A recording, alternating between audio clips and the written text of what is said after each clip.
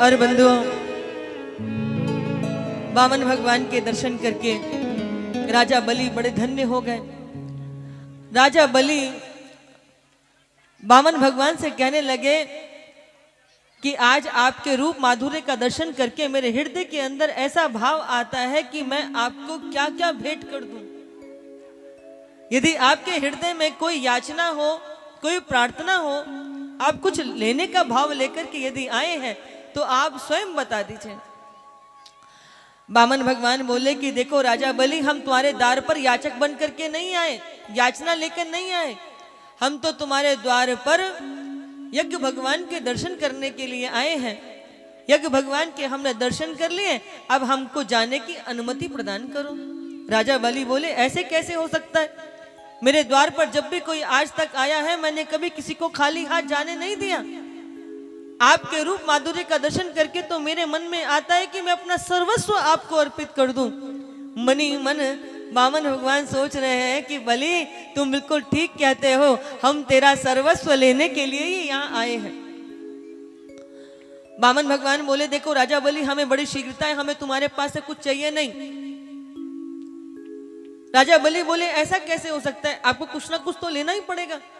वामन भगवान कहते हैं कि देखो राजा बलि, धूप निकलती है तो छाता हमारी रक्षा करता है, बारिश पड़ती है तो छाता हमारी रक्षा करता है, भूख प्यास लगती है तो इस कमंडल में हम भिक्षा ले लेते हैं, हमें कुछ और नहीं चाहिए। वामन भगवान राजा बलि से मना कर देते हैं। राजा बलि बोलते हैं कि प्रभु ऐसा नहीं हो सकता। तो वामन भगवान कुछ देर शांत बैठते और फिर कहते हैं कि ठीक है, अगर बार बार आप मुझे मांगने के लिए कहते हो तो ज्यादा फिर कुछ नहीं, आप मुझे 3 पग भूमि दे दीजिए। तो राजा बलि जो थे वो मुस्कुराने लगे, बोले महाराज आपने अपना मेजरमेंट तो किया होता, मात्र 52 अंगूठे जितनी आपकी लंबाई है, इसीलिए तो आप वामन हैं। 3 पग भूमि में कितनी जमीन आएगी? आपको तो मांगना भी नहीं आता। वामन ने कहा देखो राजा बलि, अगर देना है तो 3 पग भूमि दो, नहीं तो मैं जाता हूं। बलि ने कहा कि प्रभु ये भी कोई बात है? बोले हाँ बलि, यदि देना है तो 3 पग भूमि दो, ना 3.25 लूंगा ना 3.25 लूंगा, 3 ही पग भूमि लूंगा। तो राजा बलि बोले ठीक है, आप नहीं मानते तो जहां से आपको भूमि पसंद आए आप वहां से भूमि ले लीजिए। वामन भगवान बोले राजा बलि आपको देना भी नहीं आता? अरे दान करने से पहले संकल्प किया जाता है, इसलिए आप संकल्प कीजिए। राजा बलि बोले 3 पग भूमि देने के लिए कौन सा संकल्प करूं? बोले नहीं, आप संकल्प कीजिए।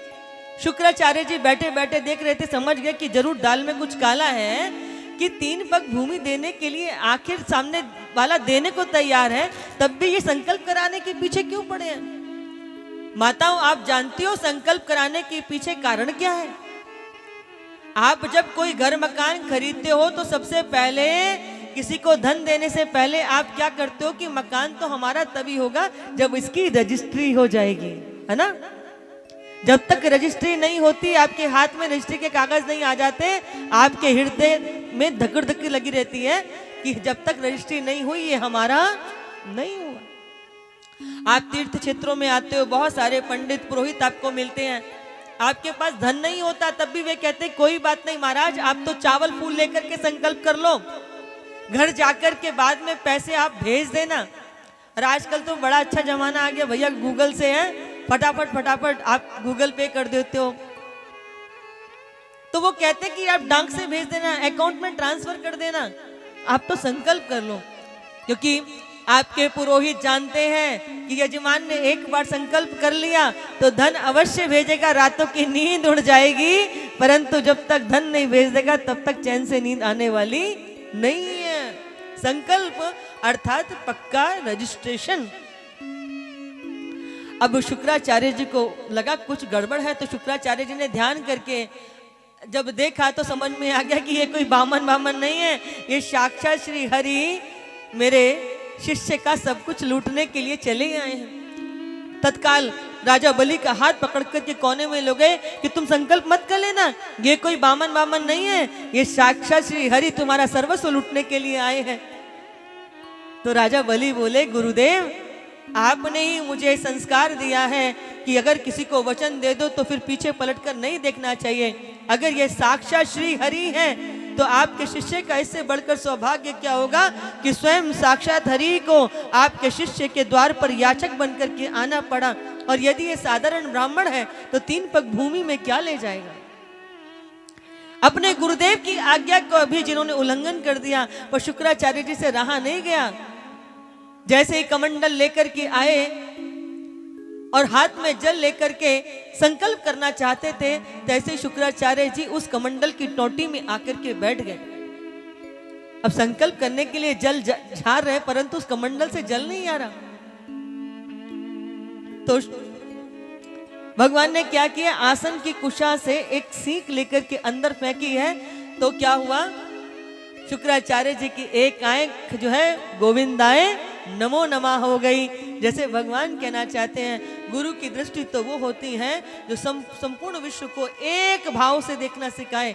जहां भेद हो वहां ऐसे नेत्र का हो नष्ट हो जाना ही श्रेष्ठ है।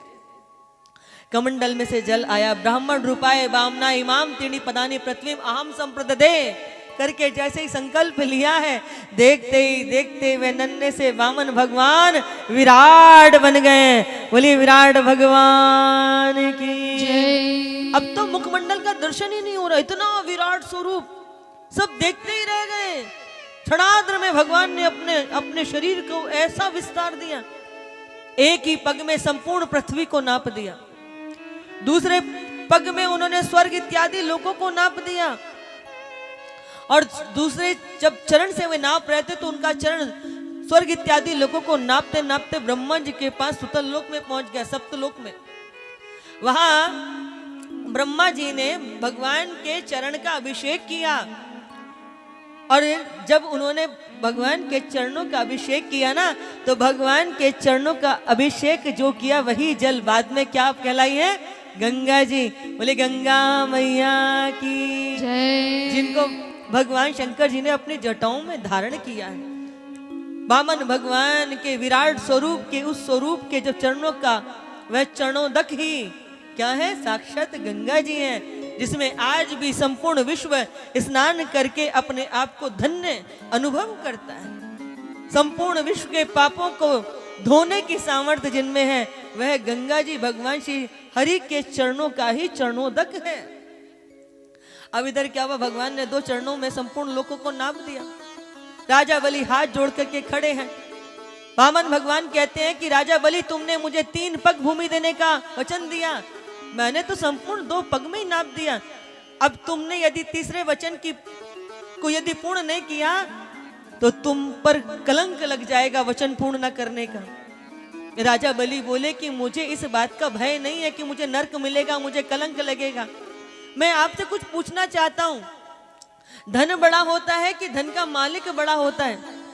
तो भगवान कहते हैं कि धन का मालिक धन से भी कई गुना बड़ा होता है। तो राजा बलि ने हाथ जोड़ लिए, कहा प्रभु अभी तक तो आपने मेरी संपत्ति को नापा है, अब आप तीसरा पग मेरे शीश पर धर करके इस वचन की पूर्ति कीजिए। जैसे ये बात कही, बंधुओं प्रभु की आंखें भीग गईं और भगवान ने अपना तीसरा चरण राजा बलि के शीश पर धर करके उस वचन को पूरा किया।